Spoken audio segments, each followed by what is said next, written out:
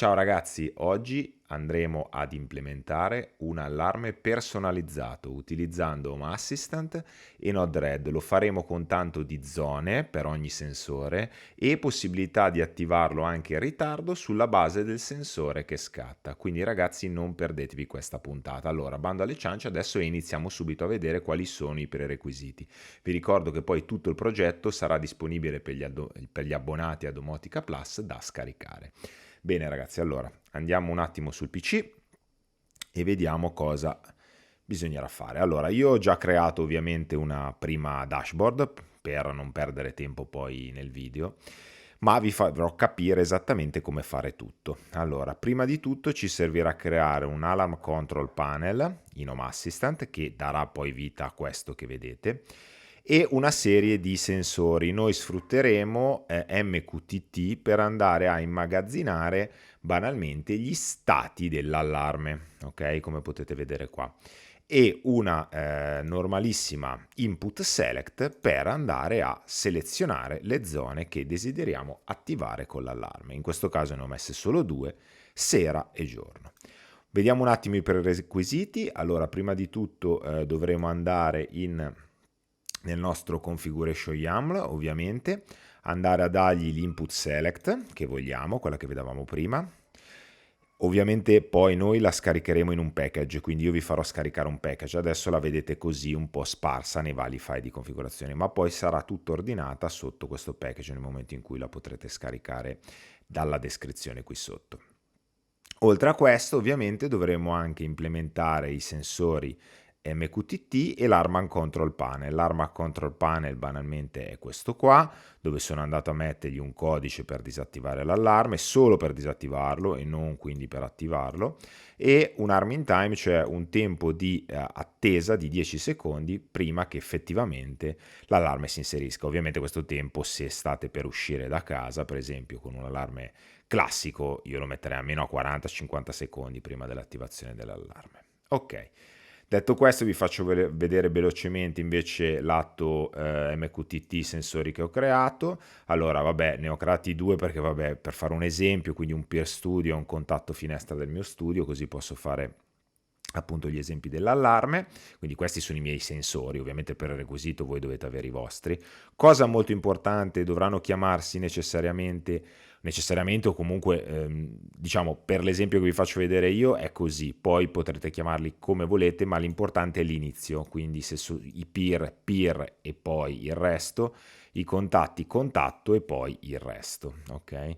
Quindi queste due paroline devono esserci sempre e anche i tamper dovete scrivere i classici sensori di manomissione, sabotaggio, dovete chiamarli sabotaggio e poi il nome diciamo, del contatto. Mentre per quanto riguarda gli stati, quindi andare a immagazzinare se l'allarme è inserito, non è inserito, è in suono, eccetera, eccetera, ho messo due sensori anche qua, uno che ho chiamato stato allarme e l'altro che ho chiamato stato sabotaggio allarme per quanto riguarda la parte di sabotaggio. Qua volendo si potrebbe aggiungere anche la zona che in questo momento è inserita, anche se dall'input select la vediamo tranquillamente la zona inserita. Ok, quindi vi ho fatto vedere questo. Cosa molto importante, bisognerà anche definire degli attributi custom alle entità che abbiamo visto prima, cioè queste. Come faccio a farlo? Lo vado a definire sempre nel configuration, comunque trovate poi tutto nel package scaricabile. Qua, ad esempio, per i miei due sensori sono andato a definirgli una zona, in questo caso ND perché lo faremo insieme, e se c'è o meno ritardo su questi sensori. Quindi io direi che il peer studio sarà la classica zona giorno, mentre il contatto alla finestra si potrà inserire anche ad esempio di sera. Poi ci potrebbe essere tranquillamente una zona tutti che quindi include più zone. Quindi in questo caso noi abbiamo messo che un sensore ha massimo una zona, ma nulla vieta di mettere zona, quindi qua mettere zona 1, eccetera, eccetera. Questa funzionalità, quindi tutte le funzionalità più avanzate, le farò vedere nella parte di approfondimento di questo video, cioè la parte 2. Ok? Però adesso con la parte 1 arriviamo comunque a un antifurto perfettamente funzionante. Bene, quindi una volta fatto questo, ovviamente dobbiamo avere installato Node-RED, dobbiamo avere configurato un broker MQTT, vi invito a vedere comunque tutti i nostri video sul canale, vi lascio qua un video scusate, qua in sovraimpressione che potrebbe fare comunque al caso vostro, per andare appunto a implementare tutte queste cose qua. E quindi abbiamo detto Node-RED, l'MQTT, e a questo punto dobbiamo installare invece sul lato Node-RED un componente aggiuntivo che adesso vi dico qual è. Allora, quindi andiamo un attimo in Node-RED, ce l'ho già aperto ovviamente. Ok, qua ho creato un tab allarme per lo scopo, poi ovviamente ve lo spiego, ma prima di tutto dobbiamo andare a installare questo componente che adesso devo trovare, dove è finito, così vi faccio vedere anche a cosa serve. Serve di fatto per la persistenza degli stati, ok, che è il KV-write e il KV-read. Cosa fa?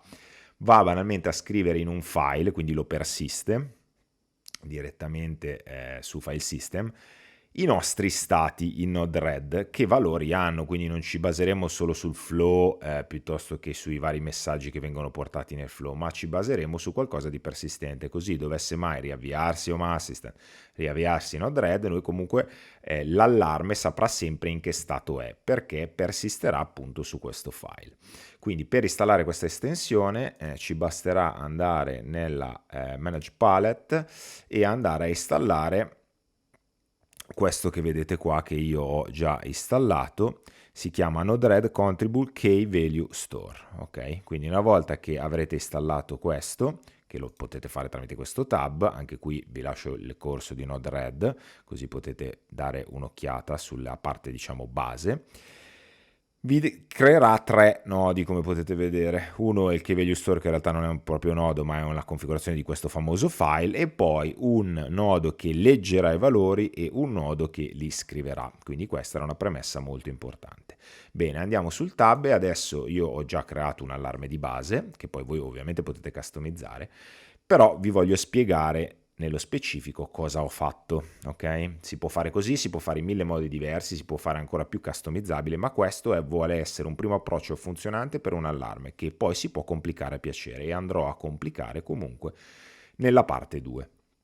Ok, allora prima di tutto abbiamo detto che noi abbiamo, adesso vi faccio vedere da qua, quindi abbiamo il nostro Alarm Control Panel da gestire, ok? Ho attivato solo questa opzione, attiva fuori casa, anche se in realtà sarebbe attiva perché le zone sono gestite qua, quindi la possibilità di selezionare le zone è gestita qua. Quindi adesso selezioniamo la zona giorno, e nel momento in cui io lo vado ad attivare, lato Node-RED ovviamente devo gestire il tutto. Quindi come faccio? Tramite l'event change, ok? Quindi il nodo nello specifico è questo, event state, dove andrò a dirgli che se l'allarme è in stato armed away, cioè attivo fuori casa, vuol dire, allora mi andrai a settare le mie variabili che ovviamente questo allarme è stato attivato. Quindi cosa vado a settare? Vado a settare con il mio famoso, quello che abbiamo visto prima, quello che cerca di persistere, almeno persiste, scusate, direttamente gli stati su file. Quindi creo questo blocchettino, creo uno store, quindi gli do un nome qualsiasi, ad esempio storetest.json, ok? A questo punto l'action sarà set, la key sarà stato allarme e il valore sarà passato tramite payload da questo blocco qua. Vi ricordo che anche tutto questo, questi flussi Node-RED che vedete, ve li lascio scaricabili per gli abbonati, ok? Così è più facile, diciamo, poi importarli. A questo punto, nel momento in cui l'avrò scritto, e quindi ci sarà scritto attivo, lo andrò anche a mettere tramite il nodo che gestisce la parte di MQTT. Anche qua basta inserire il server, lo user, la password e il topic, ad esempio io in questo caso lo scrivo in test stato allarme, ok? Vado a scrivere che il mio allarme è attivo. E cosa succede? Vi faccio vedere il broker che in questo momento ha già gli stati. Mi dice che lo stato allarme è disattivato e la zona allarme è giorno. Perché è giorno? Perché comunque la zona viene sempre storata, ok? Indipendentemente da tutto. Nel momento in cui quindi questo allarme si attiverà tramite l'ARAL Control Panel che abbiamo visto prima, quindi tramite qua, si andrà a scrivere qua dentro su File, si andrà a scrivere nell'MQTT, sia lo stato sia la zona, e partiranno una serie di avvisi. Adesso qua io ho messo un nodo servizio, lancio di un servizio Massista, ma voi potete mettere qualsiasi cosa vi interessi, che mi vada ad avvisare che l'allarme è stato attivato con la relativa zona e quant'altro. Ok? Quindi facciamo un test, andiamo su qua e andiamo ad attivare l'allarme. In attivazione. In realtà partirà prima questa parte che gestisce in attivazione. Infatti se vedete anche qua abbiamo, non l'avete visto comunque perché è passato in attivo, perché ovviamente abbiamo solo 10 secondi. Ok? Partirà questo nodo che va banalmente ad aggiornare sempre lo stato del mio allarme in attivazione. Lo farà anche lato MQTT. Dopodiché io spengo anche le luci, chiudo anche le tapparelle mentre lo sto attivando e chiuderò le serrature, ma le chiuderò dopo 40 secondi. Questa è la mia scelta, voi ovviamente potete mettere la scelta che meglio reputate corretta. Ok?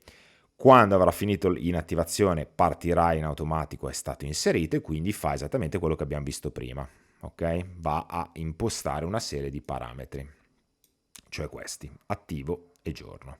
Ok? Se noi andiamo di qua, nella nostra maschera, scusate non è questa, vedremo che adesso lo stato è attivo, quindi qua sappiamo bene che il flusso di Node-RED tramite questa variabile, perché voi potreste dire vabbè ma lo sappiamo già qua che è attivo, ma questo ci serve come controllo in più, per sapere che effettivamente anche il flusso di automazione Node-RED è andato a buon fine, quindi è andato in attivo, ok?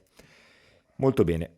Ora andiamo a vedere, vabbè, la parte di disattivo è molto semplice, quindi nel momento in cui io disattiverò l'allarme, anche qua andrò a scrivere sul mio file che è disattivo, lo scriverò sul mio MQTT e farò partire una serie di avvisi, anche qua, per appunto dire che ho disattivato l'allarme. E poi posso fare n.000 altre cose. Ora andiamo al cuore dell'allarme. Ok, qua abbiamo visto come gestire gli stati, in maniera tale che questi stati siano sempre ok. Poi nella versione, nella parte 2 vi farò vedere anche come intercettare eventuali riavvii di Home Assistant, di ricarichi, configurazione eccetera eccetera, e garantire sempre che l'allarme sia funzionante rispetto all'ultima configurazione, piuttosto che cambiare anche le zone in corso, cioè nel momento in cui anche l'allarme è attivo, quindi posso switchare più zone o aggiungere più di una zona attiva, quindi non selezionarne solo una ma magari 2 o 3 o 4, ok? Ragazzi, nel frattempo, se vi sta piacendo il video, l'argomento di vostro interesse, lasciatemi un like e vi raccomando di iscrivervi anche al canale. Bene, continuiamo e andiamo al cuore dell'allarme. Allora, la parte di eventi. Quindi, come gestisco i miei eventi? Se fate quello che vi ho detto prima, cioè che andate a chiamare i vostri sensori, le vostre entità sensori con delle desinenze fisse all'inizio, quindi nel mio caso peer, contatti e sabotaggio, andiamo a prendere sempre lo state change, basterà mettere che la parte di peer, ad esempio, si chiama sempre peer underscore, binary sensor peer underscore, mettere substring, e a questo punto qualsiasi entità scatti di tipo peer in on partirà un flusso, ok? Quindi quando partirà questo flusso, cosa faccio? Prima di tutto recupero con l'altro blocco, noi prima abbiamo visto il write, quello che scrive su file, adesso vediamo quello che legge da questo file, da questo keystore, ok? Poi andremo a vedere anche come è fatto questo keystore, giusto per interesse. Va a leggere, gli seleziono il keystore ovviamente di riferimento, in questo caso lo store test, lo stato dell'allarme, la key è stato dell'allarme. Me la inserirà direttamente questo blocco nel payload, che andrò a controllare con un nodo di switch. Qua, se non sapete bene Node-RED, sempre i corsi, ragazzi, mi raccomando, li trovate sul canale. Se è attivo l'allarme, andrò a vedere la zona, quindi leggerò la zona nello stesso identico modo, e anche qua verificherò, questo è importante, che il sensore in questione che arriva da qua, da questo flusso, abbia come attributo zona, che gli attributi che gli abbiamo aggiunto noi, che vi ho fatto vedere prima nel file di configuration, quello che è contenuto nel payload, cioè quello che abbiamo letto, ok? Che potrebbe essere giorno, notte, eccetera. Nel caso invece negativo, l'allarme ovviamente non scatterebbe. In caso invece positivo, quindi negativo, zona non inserita, l'allarme non scatta. Nel caso invece positivo, che è in quella zona. Vado anche a controllare se questo sensore specifico ha un ritardo di attivazione, cioè gli è stato detto di attendere. Vi faccio rivedere, ragazzi, dove vanno definite queste cose. Queste cose vanno definite all'interno dei file di configurazione di Home Assistant. Io ho scelto di definirle lì, ma voi potete metterle anche in altri posti. Qua gli aggiungo alle varie entità degli attributi ritardo e zona, vedete, per ogni sensore, ok? E posso aggiungere n mila altri, ovviamente, ok? Perfetto, quindi li leggerà da lì.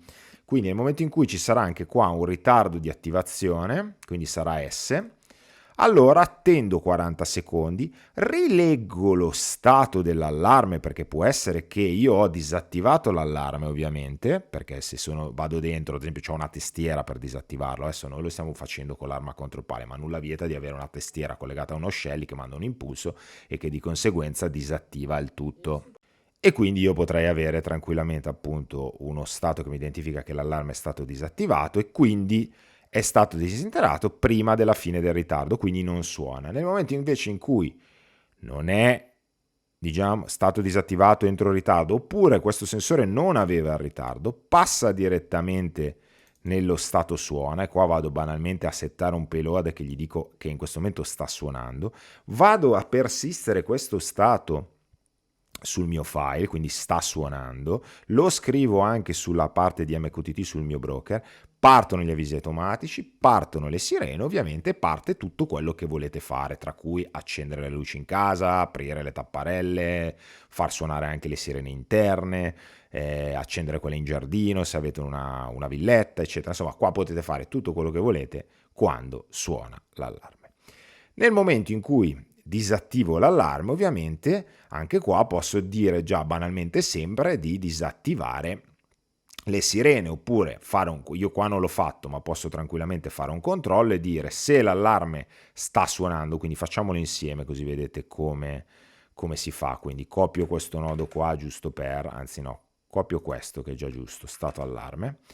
Quindi qua posso dirgli che se io disattivo l'allarme e l'allarme in questo momento, quindi prima che vado a cambiarlo, ok, è in stato suona, ok, cosa vado a controllare qua? Vado a controllare l'allarme, quindi facciamo così, lo possiamo fare anche in un'altra maniera più furba invece che usare questo blocchettino. Possiamo utilizzare direttamente il current state della mia entità, ok, che è collegata tramite MQTT.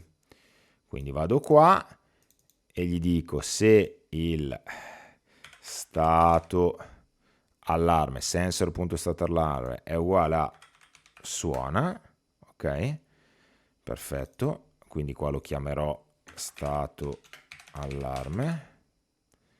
Quindi se era uguale a suona in quel momento lì, perché magari non ha ancora cambiato, allora vado a, per esempio, gestire le mie sirene, ok? Qua, gestisco le mie sirene, spegnendole. Quindi adesso qua non fa niente, ma è giusto per farvi capire le potenzialità, Ok, quindi vado anche a disabilitare le mie sirene. Lo stato intanto viene già riportato ad off da qua e partono anche gli avvisi, eccetera, eccetera. Altra cosa che si potrebbe fare, ad esempio qua, una cosa interessante potrebbe essere andare a mettere un delay, quindi le sirene anche per legge non si possono far suonare per più di 8 secondi, quindi qua possiamo mettere un bel delay a massimo 5 minuti e dopodiché riprendo questo blocco e faccio tac, sirene off. Ok, in questo modo sono sicuro che in ogni caso, anche se non dovessi sentire che è suonato il mio allarme, le sirene si placheranno dopo 5 minuti. Ok? Però lo stato comunque rimarrà sempre sta suonando perché non è mai stato disattivato.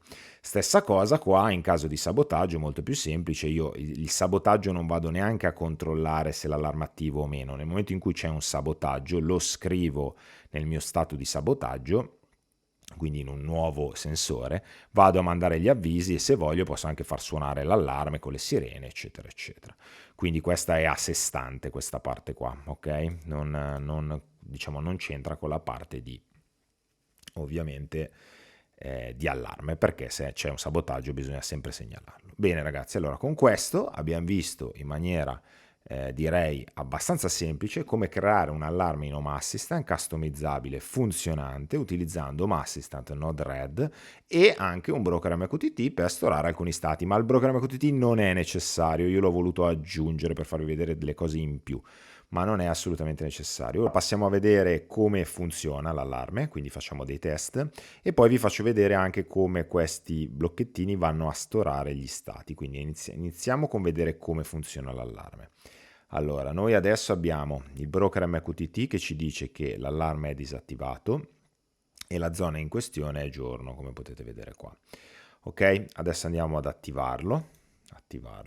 Torniamo sul broker e vediamo che in questo momento è in attivazione, quindi sta funzionando il flusso di Node-RED e la zona allarme in questione selezionata è giorno. Attivato, quindi adesso il nostro allarme è attivato. Quindi tornando su Node-RED, quindi avrà eseguito allarme in attivazione, tutta questa roba qua, questo primo pezzo.